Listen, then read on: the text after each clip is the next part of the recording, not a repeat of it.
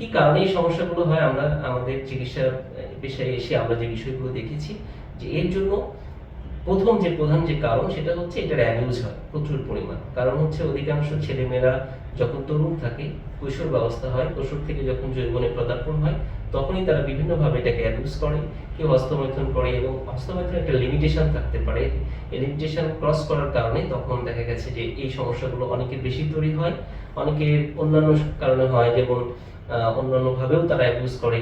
কেউ ধরে নেন বিভিন্নভাবে বিভিন্ন খারাপ জায়গায় যা ওঠা বসা করে, এটা এটা হয়, পতিতালয়ে যায়, বিভিন্ন জায়গায় যায়, অনেকে আছে অনেক স্বপ্নদোষ হয়। হ্যাঁ, আচ্ছা, এটার কারণে কিন্তু এই সমস্যা হতে পারে। দ্বিতীয় হচ্ছে অপুষ্টির কারণে।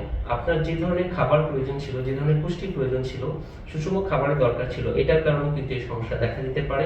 একটা হচ্ছে ৩ নম্বর কারণ হচ্ছে পর্যাপ্ত না ঘুমানোর জন্য। অনেক আমরা দেখছি যে অনেক, বিশেষ করে কিশোর বয়সে বা এই যৌবন প্রাথমিক অবস্থায় ছেলেমেয়েরা অধিক পরিমাণ রাত্রি জাগরণ করে।